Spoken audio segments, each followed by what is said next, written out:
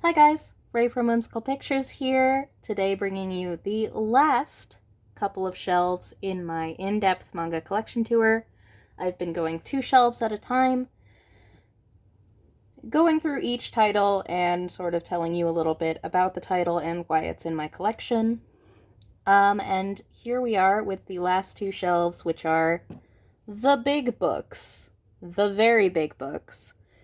So, yeah, a lot of my favorites on these couple of shelves. So, here we go. First, you can see 2 of my wife here. We've got 1. Oh no! Oscar! And 2 little janky prize figures from the 70s. Yeah. First, we have Red Colored Elegy here by Seiichi Hayashi. You can see it's flipped. I have not read this yet, so I can't really talk about it. It'll be my first Hayashi that I've read, so I'm very much looking forward to that. I'm a big fan of his illustration, so I've been interested in picking up some of his manga for a long time. Next we have Shintaro Kago's Super Dimensional Love Gun. This is the Faku edition, not the Denpa one. And I mean, I feel like the fact that it was released by both Faku and Denpa tells you all you really need to know. Shintaro Kago is a well-known Edoguro artist. His stuff is disgusting, bizarre, over-the-top, very, very disturbing and hard to read, especially in this one. I'm not going to dare opening it up to any pages at all, because the stuff in this is just deranged and vile. And I enjoyed it, because I am also deranged and vile. So, there you go. It's cool that, we actually have gotten Kago in English. That's not something I would have seen coming ever. You can see where I currently am in the Rose of Versailles, up there. But yeah.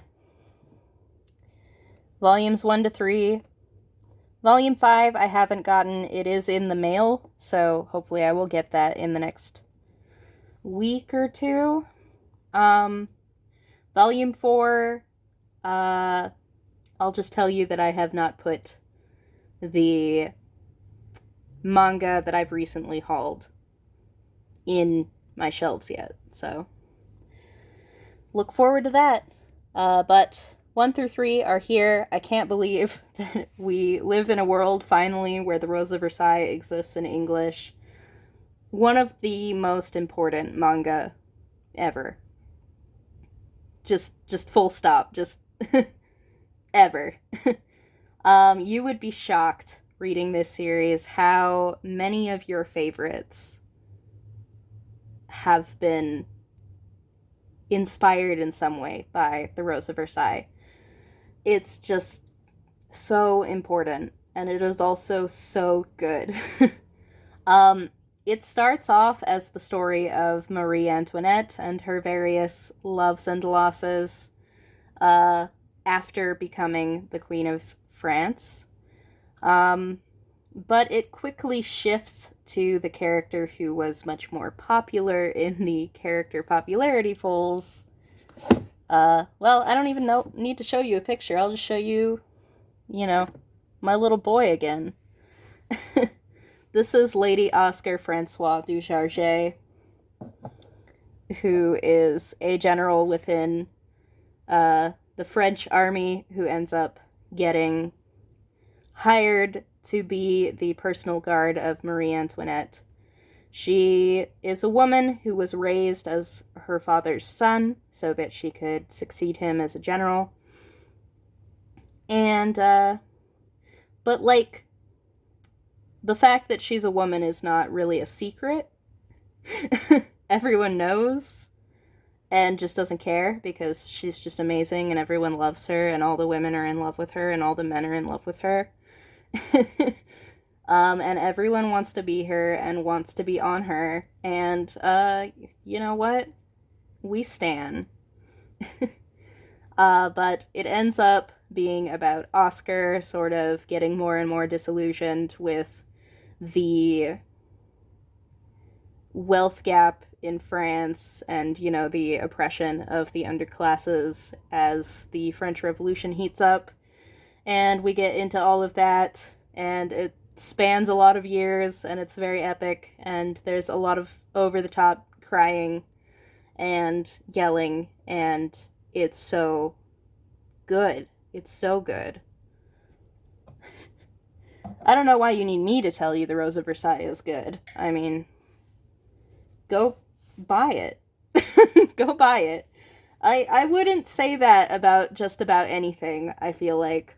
But if you are at all interested in owning series that are important to the history of manga, like I see a lot of people who pick up like a random Osamu Tezuka book because he's important and they've heard that he's important.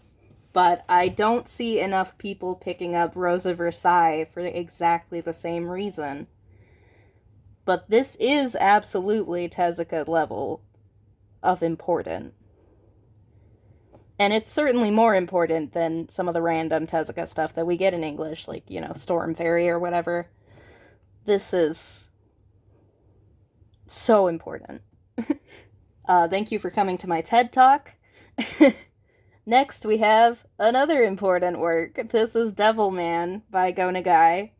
I was a big fan of Devilman Crybaby, like a lot of people were when that first came out. I love Masaki Yuasa. I love Science Saru and Young Choi now. And yeah, this was my first Go Nagai. I saw Crybaby first, like a lot of people. I knew about Devilman. Of course, I'd seen all of the memes from the older OVAs and series and stuff. But this was my first time reading the original manga. I loved it. It's obviously Crybaby is quite different from it, but also not. It's a lot. I'm not gonna say it's a lot campier. Crybaby's really campy, but it's campy in a 70s way. I don't know how to describe it, but it's just as gay. It's just less honest about it.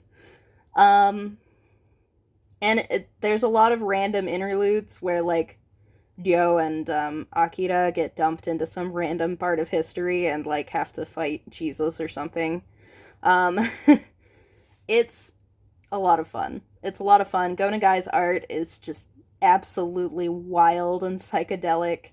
There's just times where you'll, like, turn the page onto a spread and just be like, yeah, because it's just so rad. I enjoyed Devilman a lot. Then we have Ping Pong, which is another favorite that I think people have been waiting for a long time, and another one that I was introduced to through a Masaaki Yuasa anime, which is the anime adaptation of this manga. Absolutely a match made in heaven, Yuasa and Matsumoto. Can't believe it didn't happen sooner. Honestly, after seeing this anime, it was perfect. And this manga is also perfect. I love it so much. I'm a huge Taiyo Matsumoto fan. I think he is, without a doubt, one of the best illustrators working in the world right now. And this is just such an infectious, wonderful sports series. I adore it. I'll show you some of the art. Yeah. Just the energy. Look at that.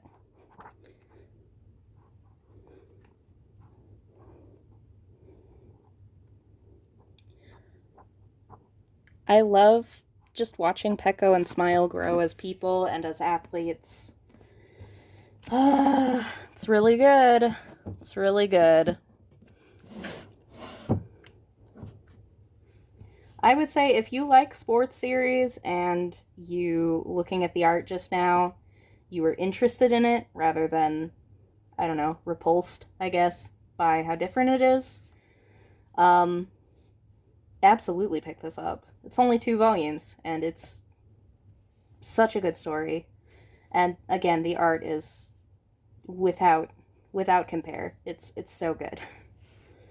Next we have, obviously I dropped a lot of money on these like collector's editions, so you can tell that they really are just, you know, things I love so much I can hardly put into words how much I love them. We have another Taiyo Matsumoto work. This is Cats of the Louvre. It's one of those ones that was made in cooperation with the Louvre, along with Rohan at the Louvre was another one that was by the JoJo's creator. This one is about cats that live at the Louvre. Yep. Specifically, it's about a little baby cat named Snow Baby. And his adventures. He's a little supernatural. He can kind of jump in and out of the paintings. And it's an interesting story with Taiyo Matsumoto's beautiful art. It's not one of my favorite books of his that's been released in English, but I did still think it was absolutely beautiful. And the most important part of my collection, obviously, we have the Moto Hagio fanographic books. I have The Heart of Thomas, which is my second favorite manga of all time. It means a lot to me. It helped me figure out my sexuality.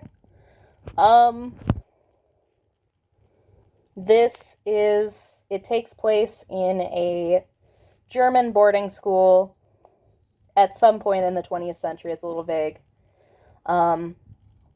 And it basically starts with a boy getting hit by a train, a boy named Thomas, and everyone writes it off as an accident, but the prefect, Yuli, receives a suicide note addressed to him from Thomas. To Yuli, one last time. This is my love. This is the sound of my heart. Surely you must understand. And so only Yuli is aware that this death was self-inflicted. And he spends the rest of the book trying to figure out why Thomas took his own life and why he wrote this note addressed to Yuli. And it's about uncovering the secrets of Thomas and Yuli's relationship and the secrets to Yuli's closed-off heart. It deals a lot with trauma and abuse, with the nature of love and spirituality. It's it's so good. It's so good. It's an emotional roller coaster reading that book. I always have to set aside an afternoon and just be ready for like the emotional experience of my life, because once you start, you really cannot put it down. Next, we have the Poe Clan, Volume 1, of 2. I am eager to get the second volume in my hands. I'm eager for that to come out. This is Moto Hagio's vampire manga. It is her most well-known work. And actually, the popularity of this title was the reason that The Heart of Thomas was allowed to be finished, because The Heart of Thomas did not sell well at all. But the Poe Clan is about... it's about these 3 vampire youths, Edgar and his little sister Maribel, and then later a boy that they welcome into their clan called Alan. And it is a series of vignettes that are not told in chronological order about their various adventures being immortal preteens in, various periods of British history. I don't know. It covers a lot of ground. I mean, They've been alive a long time.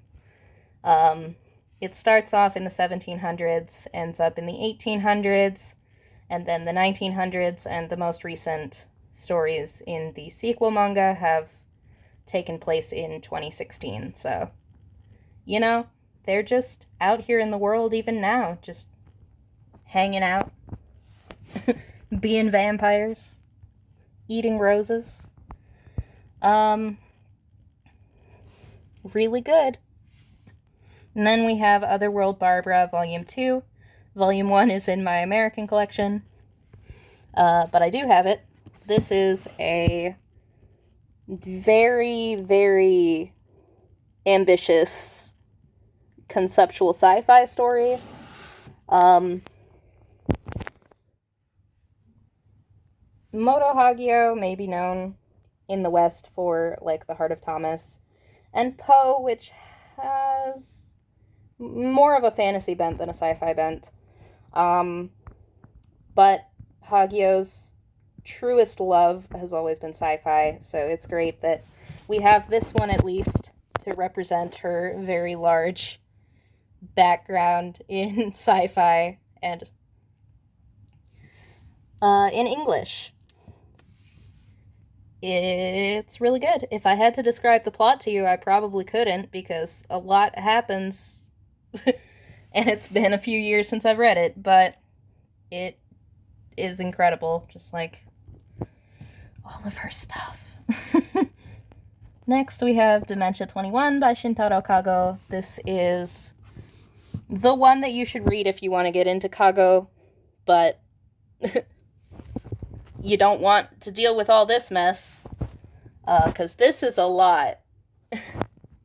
This one it doesn't have all the Ero part of the Ero Guro, it just has the Guro, so that makes it easier to get into, I think.